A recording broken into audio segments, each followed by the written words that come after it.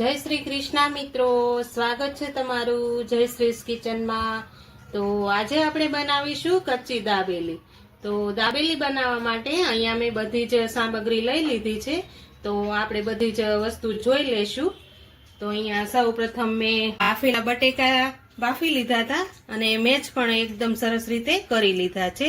અહીંયા મેં 500 ગ્રામ જેટલા બટેકા લીધા છે અને કચ્ચી દાબેલીનો સ્પેશિયલ મસાલો જે આવે છે તેનો ઉપયોગ કર્યો છે મેં અહીંયા।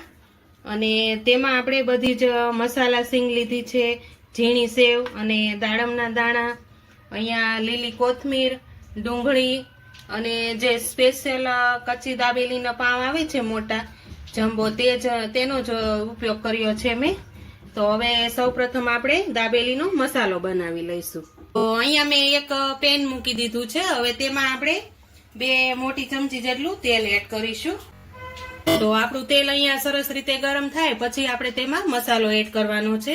તો અહીંયા આપણું તેલ એકદમ સરસ રીતે ગરમ થઈ ગયું છે। હવે આપણે જે આ કચ્ચી દાબેલીનો મસાલો છે તે આપણે તેલમાં સરસ રીતે એડ કરી દેવાનો છે।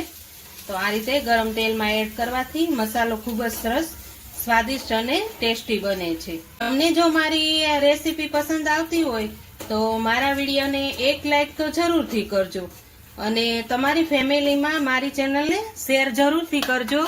અને હજુ સુધી મારી ચેનલને સબસ્ક્રાઇબ ન કરી હોય તો પ્લીઝ સબસ્ક્રાઇબ કરવાનું ભૂલતા નહીં। તો આપણો મસાલો એકદમ સરસ રીતે ગરમ થઈ ગયો છે। હવે આપણે તેમાં બટેકા ઉમેરી દઈશું। તો આ રીતે આપણે બધા જ બટેકા મેચ કર્યા હતા તે એડ કરવાના છે। તો આ રીતે આપણે બધા જ મસાલા છે તે બટેકામાં મસાલો સરસ રીતે મિક્સ કરી લેવાનો છે। તો હવે હું બધા જ મસાલાને મિક્સ કરી લઈશ। તો અહીંયા આપણે મસાલો એકદમ સરસ રીતે મિક્સ કરી લીધો છે। હવે તેમાં આપણે બધી જ મસાલા એડ કરી દઈશું।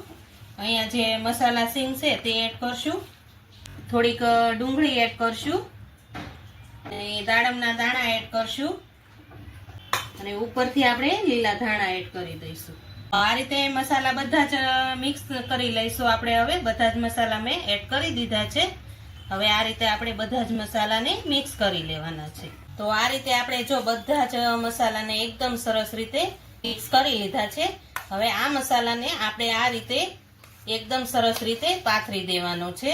આ રીતે સ્પેશિયલ આપણને બહારની દાબેલી પણ ભૂલી જશું તેવી આ દાબેલી ઘરે બનીને તૈયાર થાય છે। તો આ રીતે આપણે મસાલાને એકદમ સરસ રીતે પાથરી લેવાનો છે। હવે ઉપરથી આપણે મસાલા સિંગ એડ કરશું, થોડાક દાડમના દાણા એડ કરશું, થોડીક ડુંગળી એડ કરશું। તમે જો ડુંગળી ન ખાતા હોય તો સ્કીપ પણ કરી શકો છો।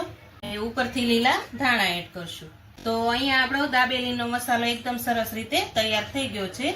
હવે આપણે દાબેલી ભરી લઈશું। તો અહીંયા આપણે પાવ લઈ લીધા છે। હવે પાવને આપણે આ રીતે કટિંગ કરી લઈશું। પહેલા આ રીતે આપણે પાવને કટિંગ કરી લેવાના છે। તો અહીંયા આપણે બધા જ પાવ આ રીતે કટિંગ કરી લીધા છે। હવે આપણે બધા જ કટિંગ થયેલા આપણે મસાલો ભરી લઈશું।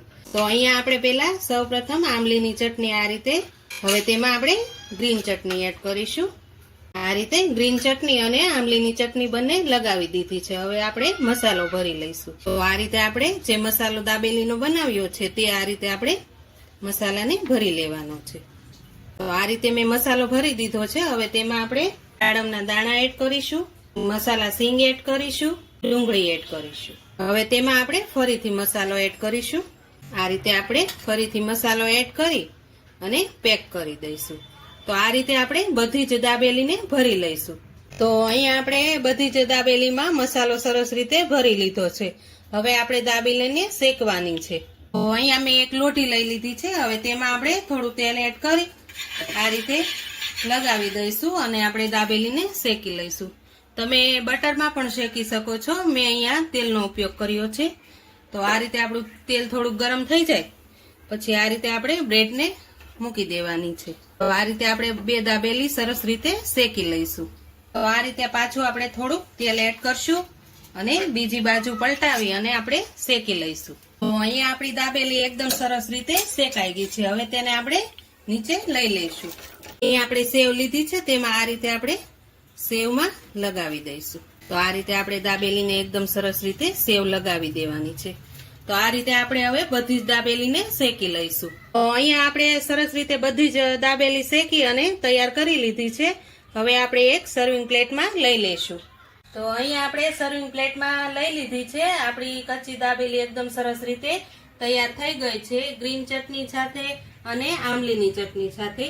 તો જો તમને મારો આજનો વિડીયો પસંદ આવ્યો હોય તો મારા વિડીયોને લાઈક કરજો, વધુમાં વધુ શેર કરજો, ને હજુ સુધી સબસ્ક્રાઇબ ન કરી હોય તો પ્લીઝ સબસ્ક્રાઇબ કરી દેજો, ને કોમેન્ટ કરીને કહેજો કે તમને મારી કચ્ચી દાબેલીનો વિડીયો કેવો લાગ્યો.